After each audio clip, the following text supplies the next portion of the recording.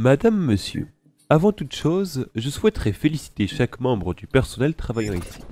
Lorsque j'ai emprunté ce chemin de gravier, je n'aurais jamais imaginé que nous déchirerions le temps et l'espace d'une telle façon. Ce que nous avons créé était autrefois inconcevable, et pourtant il reste tant de choses que nous pouvons amener à exister. Notre travail est loin d'être achevé, et nombre d'étapes sont encore nécessaires avant que nous puissions seulement envisager de nous arrêter.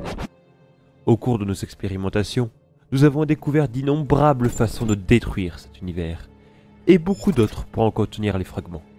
Tout ce que nous avons réalisé, de l'étoile haineuse à l'alliage télékill, s'est avéré être une réussite complète. Pour tout cela, je souhaite à la Fondation de nombreuses années de succès. Toutefois, ce n'est pas l'objet de cette lettre. Il s'agit de vous informer du succès de ma dernière expérience. Oui, j'ai poursuivi mes recherches dans le domaine de l'inconnu. Cependant, avant de vous décrire cette expérience, je me dois de vous détailler la réflexion qui m'a amené à l'effectuer. Cette idée particulière m'est venue environ 6 mois après que nous avions commencé. J'étais inquiet. Oui, cela peut paraître aberrant pour un homme si puissant, mais j'étais inquiet. Vous voyez, nous créions toutes ces choses merveilleuses, mais nous devions être discrets. Nous devions nous assurer que personne ne saurait. Et alors que les mois traînaient, cette inquiétude me rongeait.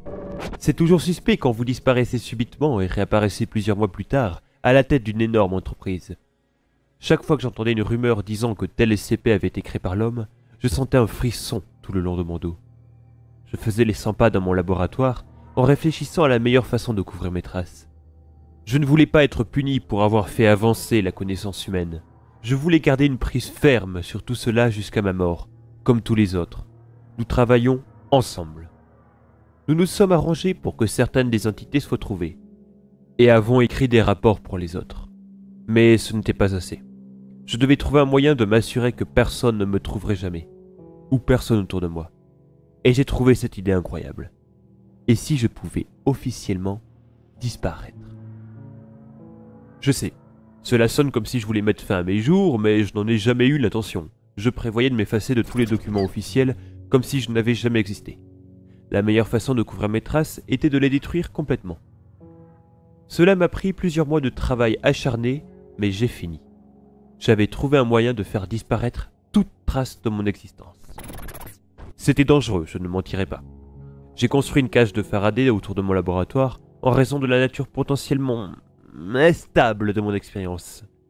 J'ai demandé à tout le monde de rester en dehors de la salle, et me suis mis au travail. Et ça a marché. Beaucoup trop bien. Mes premières suspicions eurent lieu quand mon propre frère entra dans la salle et fut surpris de m'y trouver. J'étais confus, mais j'ai supposé qu'il avait juste oublié que j'étais là. Puis je suis allé à la cafétéria et me suis rendu compte que les gens tentaient de comprendre quand cette cage de Faraday a été construite. Je n'y ai pas prêté attention. Je n'avais pas informé beaucoup de monde après tout. C'est au moment où j'ai trouvé un document officiel décrivant la salle dans laquelle je me trouvais que j'ai réalisé que quelque chose clochait. J'avais été classé en tant que SCP. Je ne m'étais pas effacé des documents officiels. Je m'étais complètement effacé. Les gens venaient dans mon laboratoire, me prendre en photo, discuter avec moi pour essayer de comprendre ce que j'étais. Des chercheurs brillants, mes amis, mon frère, qui ne me reconnaissaient même plus. Personne ne pouvait se souvenir de moi, même quelques heures après leur 50e visite. J'ai poursuivi mon travail. J'ai fait plus de ces choses et les ai mis sous confinement. Presque immédiatement, j'ai remarqué que personne ne savait d'où elles venaient. Pas la documentation officielle, bien sûr, je m'en étais occupé. Mais Thomas et mon frère discutaient, sur un ton étouffé, disant qu'ils n'avaient pas créé ces anomalies-là. À ce point, je pris subitement conscience de ce que j'avais vraiment fait. La raison pour laquelle j'avais créé la fondation et ce qu'elle contenait au début, c'était la soif de découverte. Découvrir ce que nous pouvions faire en pliant la réalité, voir si nous pouvions rendre le monde meilleur. Désormais, bien sûr, c'est différent pour les autres.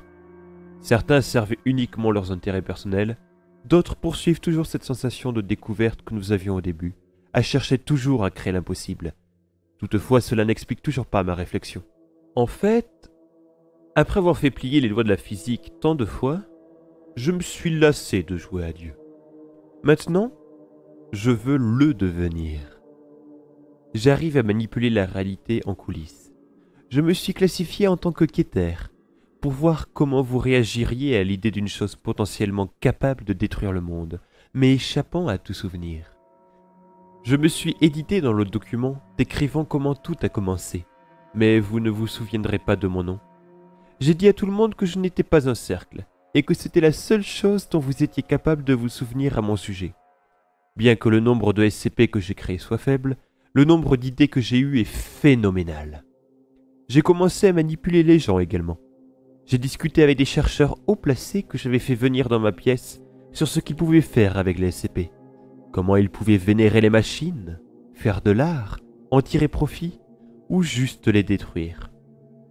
Sitôt partis, ils m'ont oublié, mais ils se rappelaient des idées qu'ils imaginaient être les leurs, presque comme un lavage de cerveau.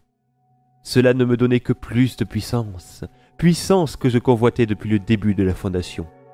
Je contrôle tous ces gens, même vous.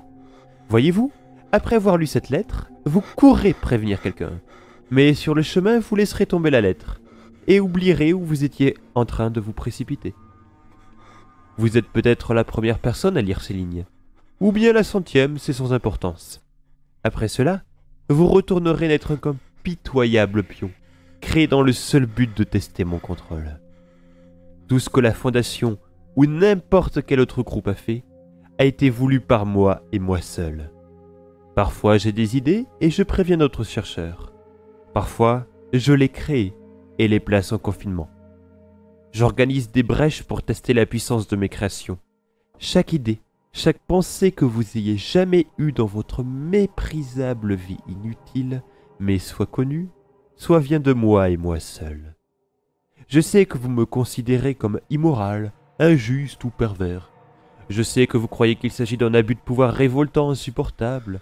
Mais la vérité, c'est que les dieux mortels n'adhèrent pas au même code moral que vous, misérables insectes. Oublieusement vôtre, Aaron Siegel, alias O55.